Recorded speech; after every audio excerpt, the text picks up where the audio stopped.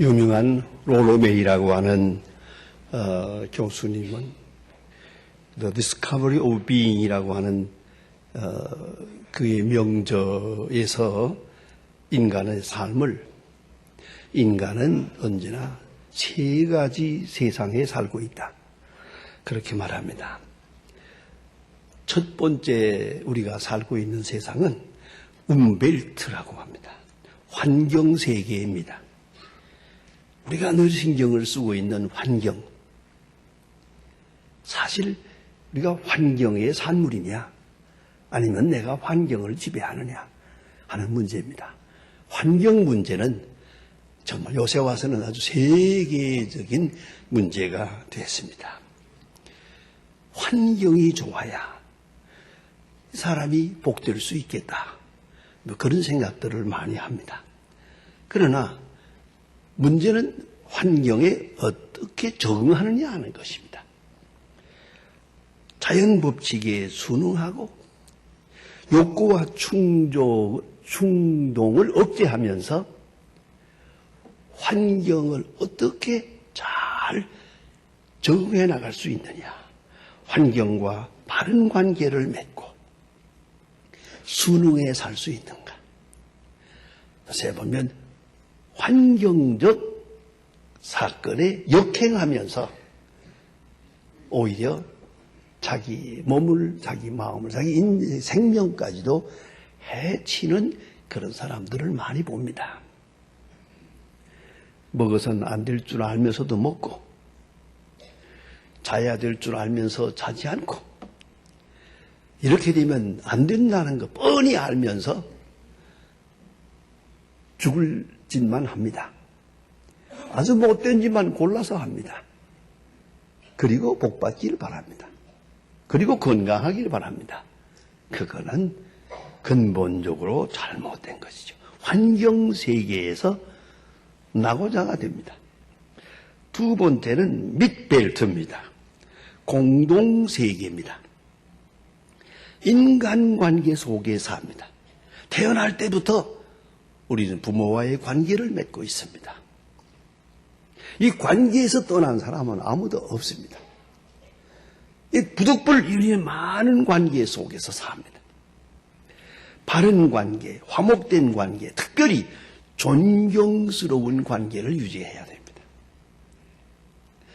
전 결혼 주례를 하면서 좀 미안합니다만은 어제도 2건을 결혼 주례했는데 제가 신랑 신부를 이렇게 봅니다. 이제 한 50년 하다 보니까 꽤 도사가 됐어요. 신랑 신부 들어올 때부터 벌써 관계가 문제가 있어요.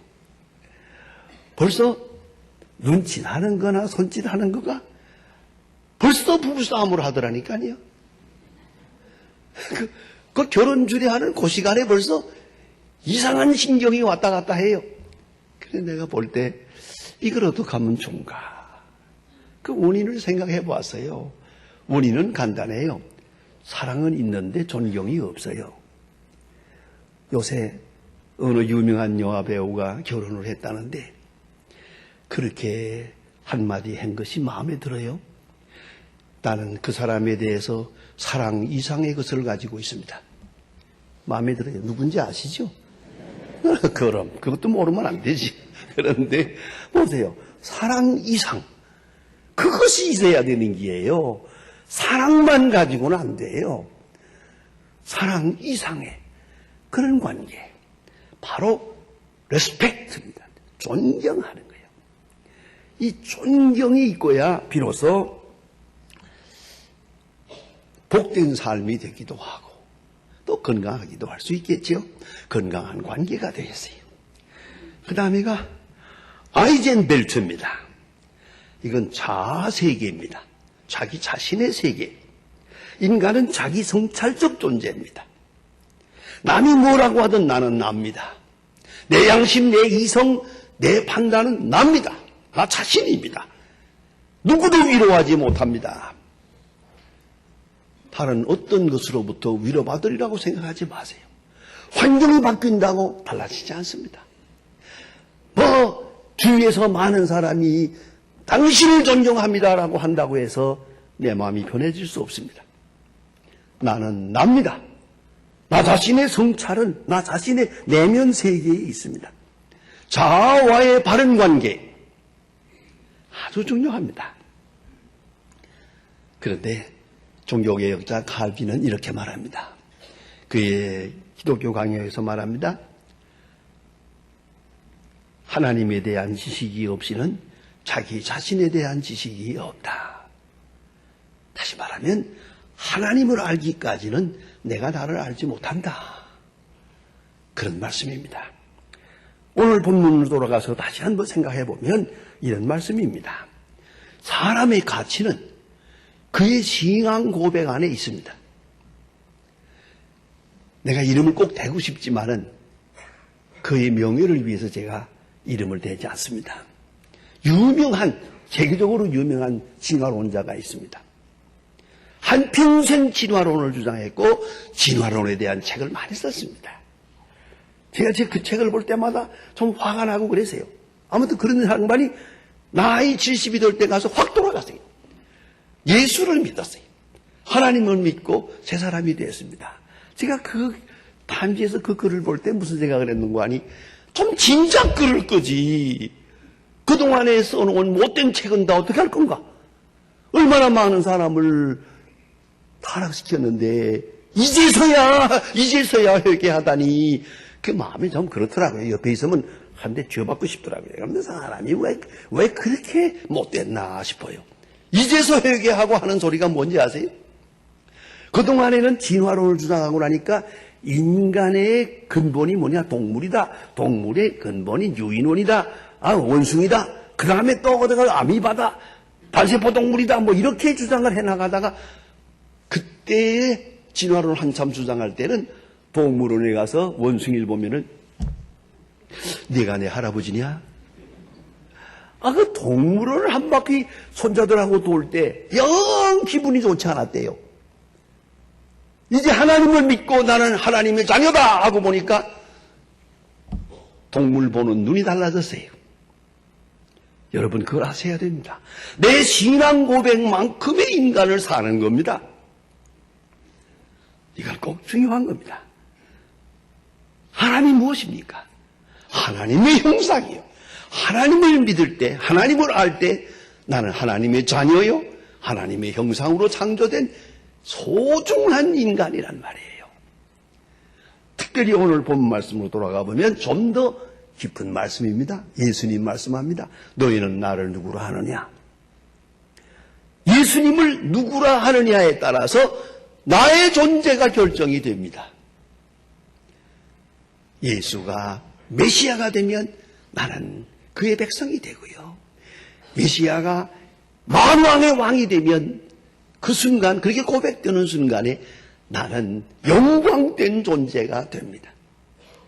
그가 역사를 주관하시는 심판주가 되는 순간에 순교자의 죽음이 영광이 되는 것이에요. 생각해 보세요. 우리 그리스도인이 어떤 고난을 당한다 하더라도 그리스도를 바로 고백하는 순간 그 모든 의미가 확 달라지는 것이에요. 그런 거로 너희는 나를 누구라 하느냐? 아주 중요합니다. 내가 예수를 누구라고 생각하느냐, 누구라고 믿느냐에 따라서 내 존재, 내 삶의 의미, 내 운명이 결정되는 것이다. 그래서 예수님은 말씀합니다. 너희는 나를 누구라 하느냐? 예컨대 돈을 믿고 사는 사람은 돈과 함께 망해요. 지식을 믿는 사람은 멍청해지면 끝나요. 명예를 믿는 사람은 그 부끄러움과 함께 자살하게 됩니다. 그렇지 않습니까? 명예라는 게 하찮은 것이거든요. 그런 거로 주 예수 그리스도를 믿는 순간 그 신앙 고백 속에서 나의 인간의 존재가 바로 정립되는 것이다. 그 고백의 내용이 아주 중요합니다. 그래 오늘 성경 말씀에 보니까 예수님께서 베드로에게 말씀합니다. 네가 복되다 그랬어요. 네가 복이 있다. 물론 예수님 말씀이 천국 열쇠를 준다고 했어요. 그런 거로 그는 천국에 들어가 놨어요. 그뿐입니까? 천국에 다른 사람을 보낼 권리가 있어요. 그래서 이 구라파에 다니면서 그런 석상이나 동상을 많이 볼 수 있는데, 그걸 보면 그게 성자들의 석상이 있어요. 많이 이렇게 있는 12제자도 있고 뭐 다 사방에 상이 많지 않습니까? 로마에 가서 보면. 그런데 내가 언제 베드로 만나봤나요? 그러나 베드로를 알아볼 수 있는 길이 하나 있어요. 커다란 열쇠 가지고 있는 사람, 그게 베드로예요. 커다란 검을 가지고 있는 사람, 말씀의 검, 이건 바울이에요. 이 두 사람을 알아볼 수가 있어요. 베드로는 천국 열쇠를 그리스도로부터 받았다. 그렇습니다. 여기서 문제되는 것은 천국이에요. 이걸 신학적 이야기를 길게 다 할 수는 없습니다만은, 문제는 첫 번째는 이 천국은, 이 성경이 말하는 천국은 심리학적 문제가 아니에요. 추상적인 것도 아니고요. 환상적인 게 아니에요. 이건 실제적인 것이에요.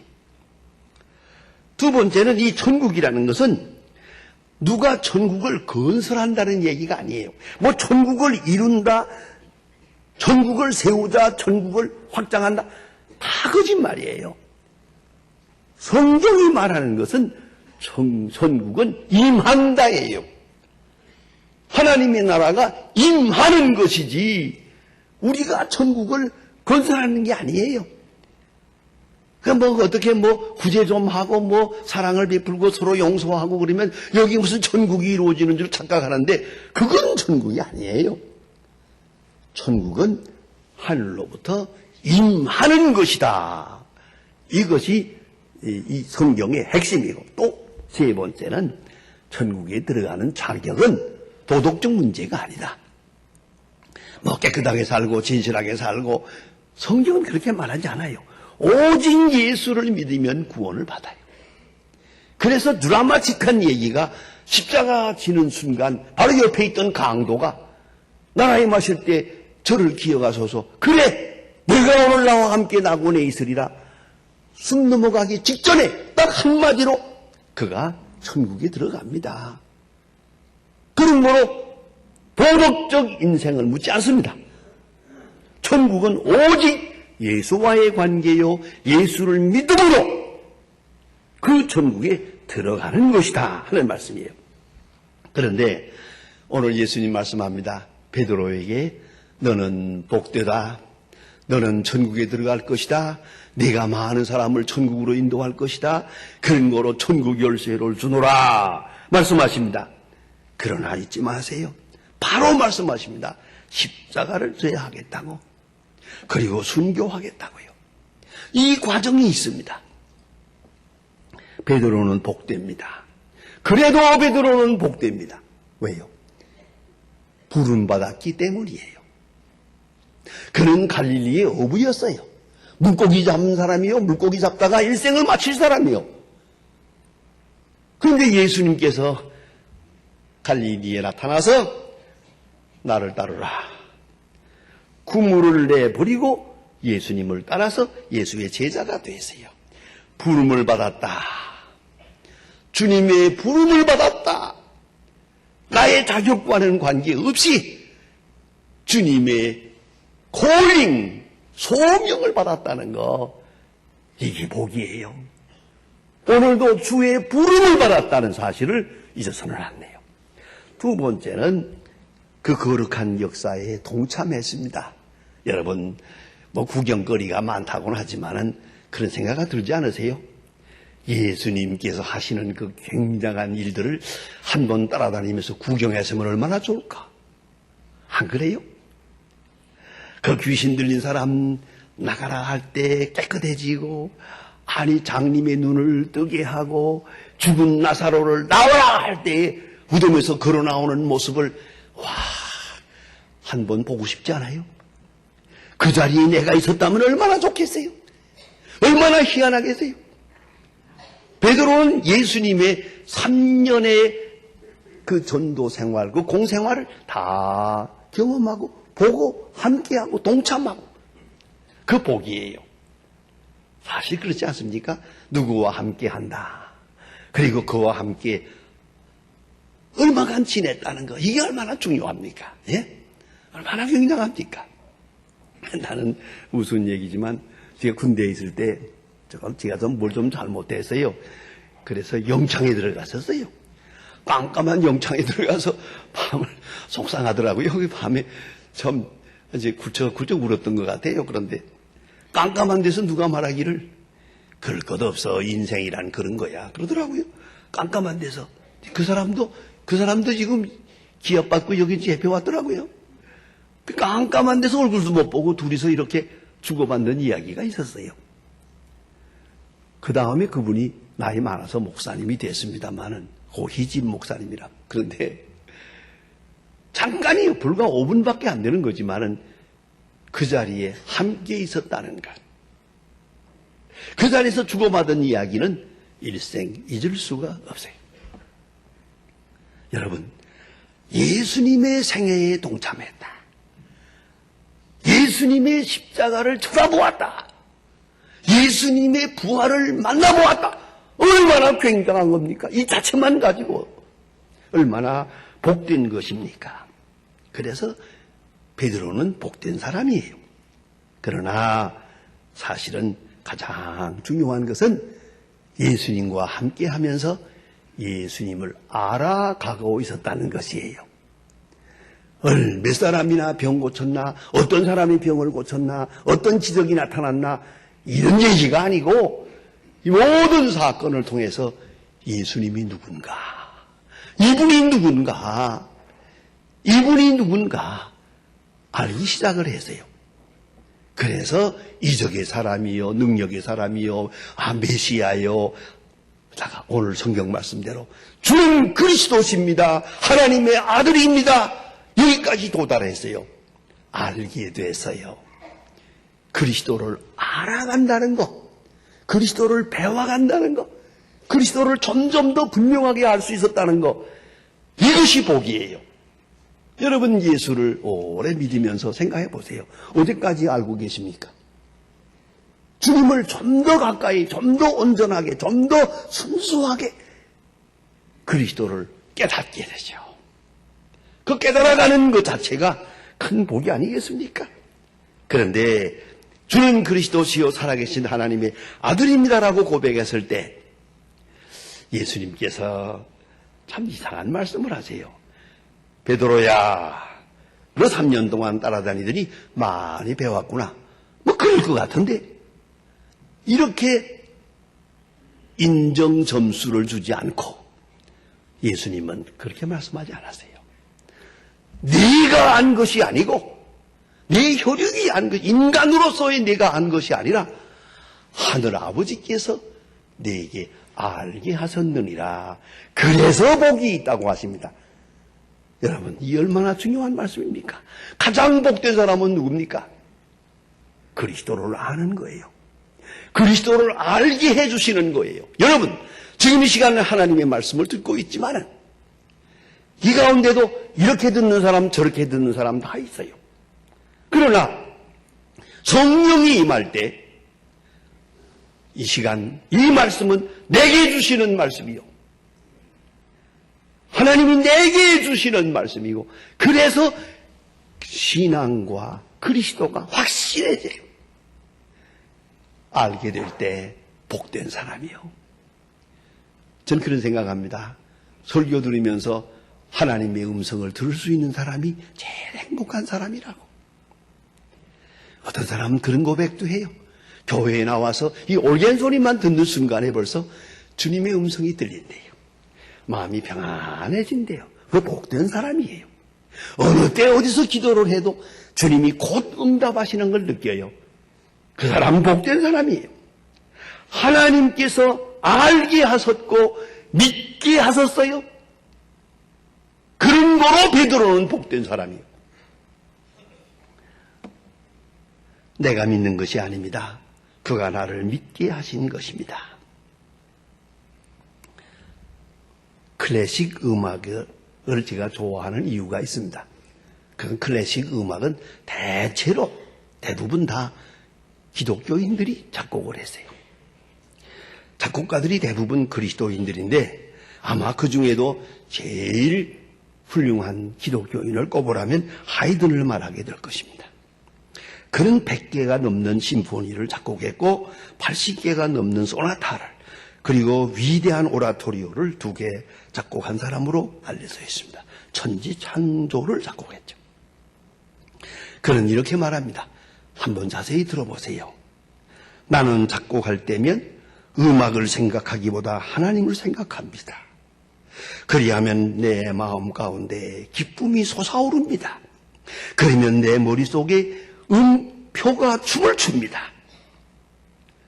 그걸 악보에 옮기면 작곡이 됩니다. 어떻습니까? 그는 하늘의 음성을 들으면서 하늘의 노래를 들으며 이것을 악보에 옮기는 감격으로 살았어요. 이것이 바른 음악이요, 바른 신앙관계가 아니겠습니까? 참으로 복된 자는 그리스도인이 되었다는 것을 감사하는 사람입니다.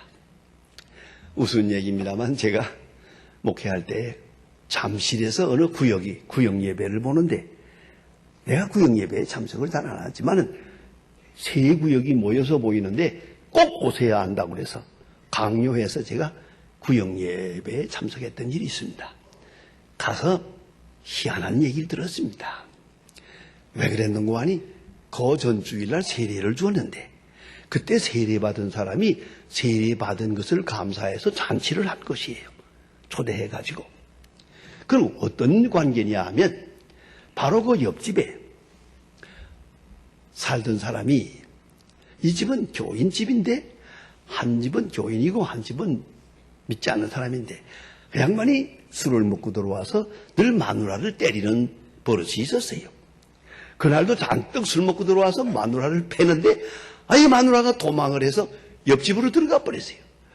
그러면 그만두지. 거기까지 따라 들어가서 마누라를 끌어내려고 하니까 그 남편 되는 우리 교회 집사님이 좀 센 사람이에요.